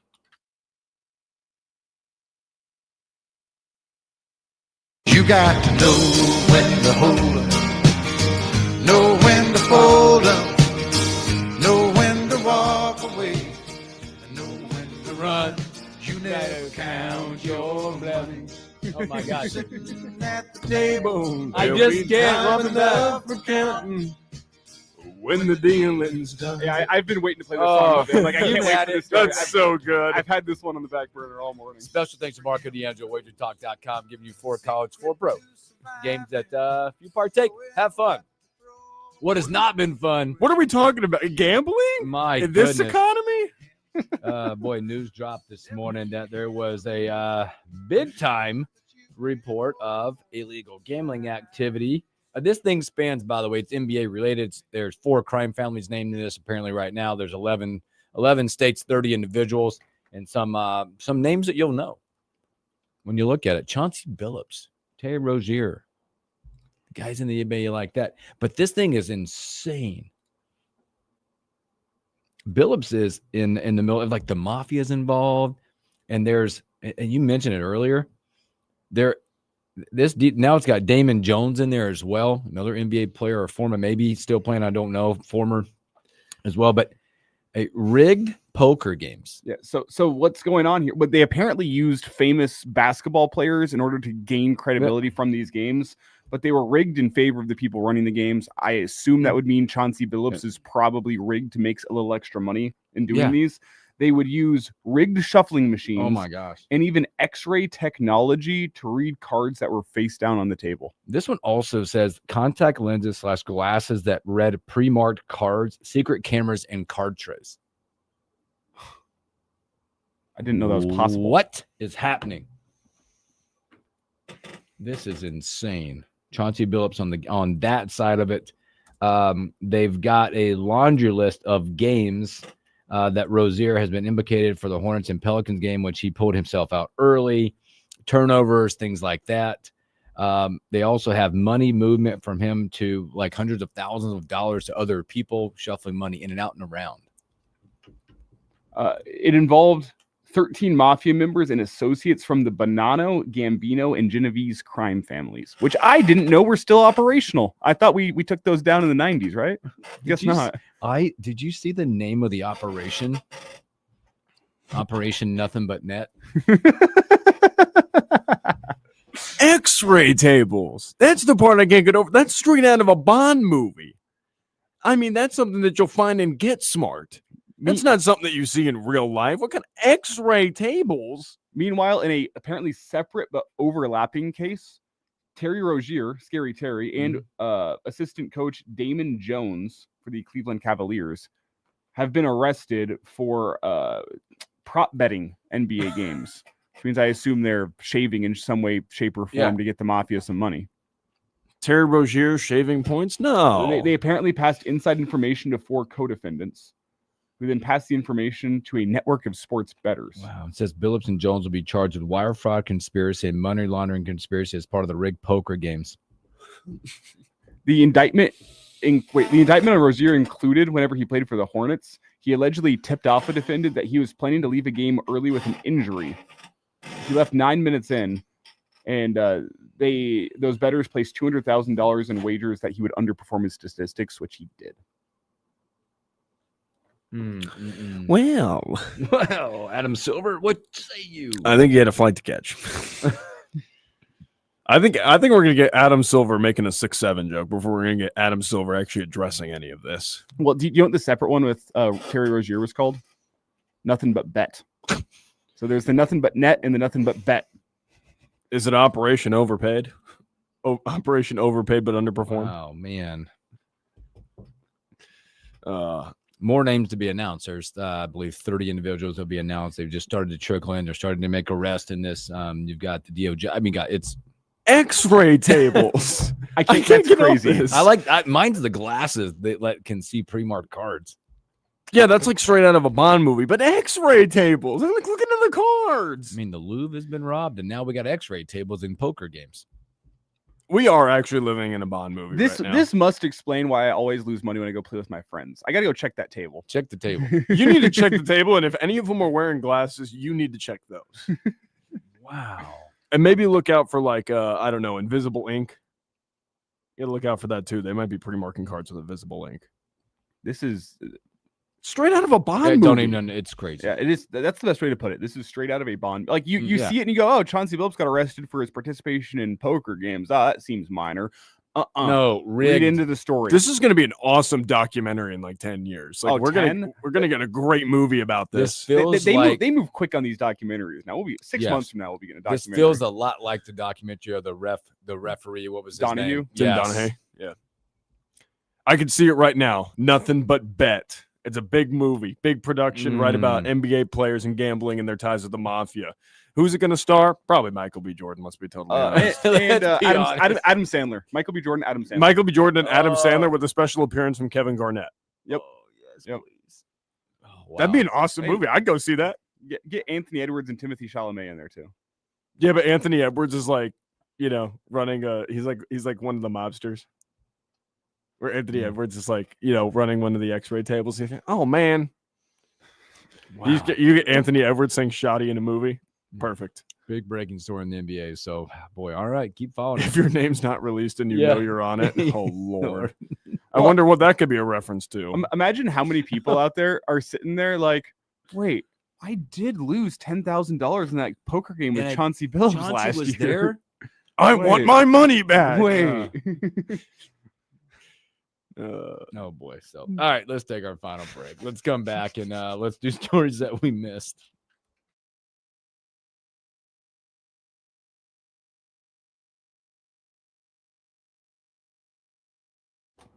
Did you see what Justin put in the chat, Elijah? Oh, that is so good. If Rozier played NBA Jam, he would undoubtedly have a card dealer's hat on while playing. That's funny. What a wild situation. That's so funny. Operation Nothing But Net.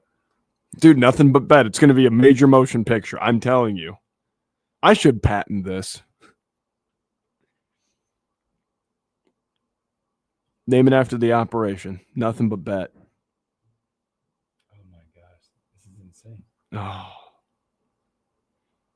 Dude, you could make so much money off that movie.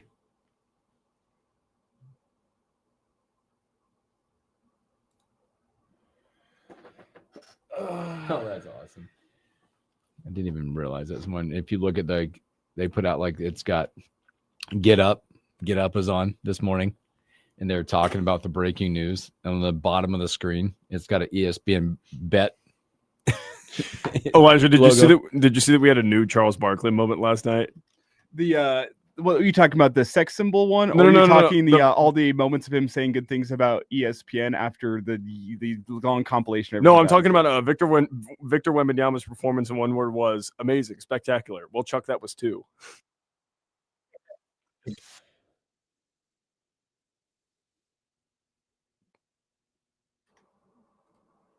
Hunter Dickinson was on my screen last night. Kidding me? Tell you, my fantasy basketball league I'm looking good early.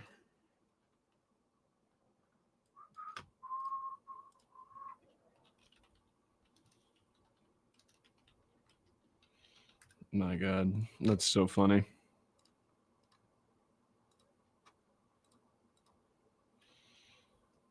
What a story. What a world we live in.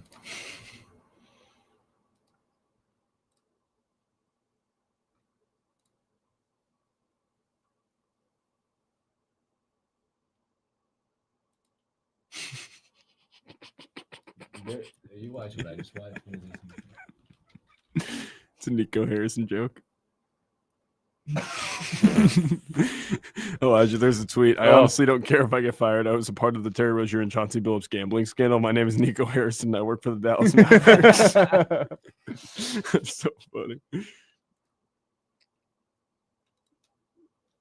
Oh, that's fantastic. Oh, gosh.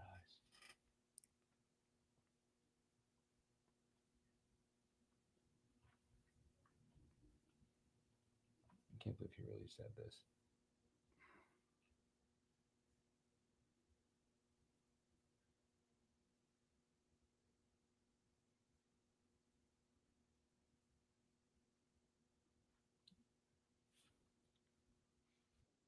Here's comment.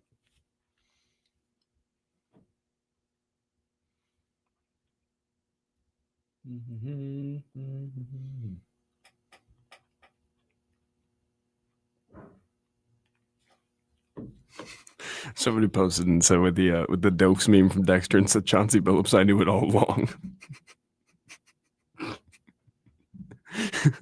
Who's a Trailblazers fan? This is gonna go nuts. This is going triple platinum on Twitter right now. it Some is. of the tweets that I'm seeing off this are hilarious. And this is why Twitter is the top 5 app in the world. It was he said this one says that he was Billups was used for the attract him from the Italian mafia. Somebody said YouTube and ESPN are going to do spots off this condemning this, and then they're going to play DraftKings and sportsbook ads like there's nothing wrong with it. Coming back here.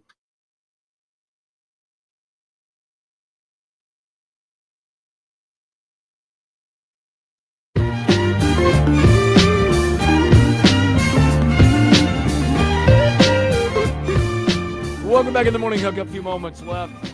Thanks for hanging out with us on a beautiful Thursday. Oh, this just keeps getting more and more fun. This story's not real, by the way. It's just like this is an AI generated piece of news. Like, what world am I living in? It's like watching the videos of the Louvre being robbed. You're like, what? Like, how? What? That's real? On that little thing they were on, and the guy got away on a scooter, ladder truck, and then they're using angle grinders to bust into the crown jewels. There's another Ocean's movie coming for sure on that. That had like Italian job written all over it. Yes. What are we in? Ocean's 12 here? Like, God. what is going on? Like real life we're living. Well, I'm just thinking like instead of like an Italian job, instead of getting away in Mini Coopers, they're getting away on little mopeds, on mini scooters. A high-speed moped chase through downtown Paris earlier today. Yeah, it's like the OJ chase, but it's on a moped. They're just like slowly going through Parisian traffic. The cops are gaining on us. Hit it. They just like incrementally speed up at 2 miles an hour. Keep sailing, Bob. This thing's got 40 horsepower. We can make it to the dock. Oh, let's do stories that we missed. The stories we miss. The morning hookup. Boy, quarterback at the Miami Dolphins, Tua, he's so relatable right now. See what he said about why he doesn't think that his comment about not targeting Jalen Waddle as much. Some of it would have to do is be able to see guys. I'm not the tallest guy back there either. He's blaming his height. You can't see over him. I appreciate the honesty. I mean, he is 5'10". That explains Marvin Harrison's struggles this year with Kyler Murray. Hey, that's why Jacoby Brissett's been better with him, because he can actually see him. Very relatable, I guess. I can't see you. Where's he at? Jacoby Bridge He quarterback. said sometimes I just have to throw it blindly and hope he's there. We're returning back to the old quarterback prototypes. They need to be 6'6" and have those massive hands like that. See, has gone What in the Brock Osweiler is going on right now? Hey, Brock Osweiler, Paxton Lynch. Some of my favorite Broncos quarterbacks really fit that mold. Can we get back to Brett Ripien, please? No, Brett Rippin. The eye What was else we silent. got? My fault. The eye was silent. Hey, give me an outrageous story you got. So, G League player Abdullah Ahmed, he's an Egyptian center. He's played 2 years in the G League. He's getting NCAA eligibility. He's trying to come to college. He is down to his final 3. He's choosing between BYU, Houston, and Mississippi State. This came after Thierry Darlin was ruled eligible to play after 2 years in the G League. He committed to Santa Clara, and London Johnson's going to play next year for Louisville. He played a couple years in the G League for the Ignite program as well. So not only do we have international players coming into the NCAA, we got real-life professionals in the G League coming in and saying, hey, I can give this college thing a shot. What are we doing? The NCAA needs to step in here and say this isn't right. Unless it benefits Nebraska, it's not right. We brought it up. You have guys that have spent 2 years playing college graduates, playing grown men. Yep. Men that are playing for a mortgage, men that are playing to put food on their families' plates. It is wrong. Like, it is pro. It is real. It is different. These guys going and playing that for 2 years and said, "Oh no, I'm going to go off and play 18-year-olds now." It is wrong, wrong. We spoke about it a little bit yesterday. Izzo outspoken about it now. Number one, Bill Self has come out and talked about it. I think Kelvin Sampson has now. Oh, Kelvin Sampson talked about it. Now he's in for this guy. Yeah, So what a hypocritical son of a gun he is. But it's all wrong, and it's there's so much wrong with what is going on. It's all wrong until it benefits my team. Yep. Hey, Fred. It's true. Fred, do you want to change your 2026 recruiting strategy with this new 5-for-5 thing? Well, no, he's already been a process. Could Bryce come back? I mean, he's already used up all of his college eligibility, but hey, maybe we could get McGowan's back. Before we get out here, guys, got about 60 seconds left. Tony Vitello. Yeah, come on. To the Giants? Head coach of the Tennessee Volunteers baseball program is now signed. He will take over the San Francisco Giants. First time it ever happened. This is unprecedented. He has no pro experience. Zero. He's just jumping up from college to the pros and hoping it works. Do you guys think it's going to work? He is the best in college baseball. He's the cream of the crop. I don't think he can recruit all of his guys, so I think it might not work out for old Tony. But I believe in him. You know what? I guess I think it can. I think it can. Again, this is going to be about what's around him in an organization. You've got a guy like Buster Posey who's around this organization. I don't know. He's got Devers. That's all he needs to know. He's got Devers. And he's going to have some relatability a little bit from age perspective with a lot of these professionals. And they drafted one of his volunteers in Gavin Keelan. All right. We'll see. I'm curious. Very curious.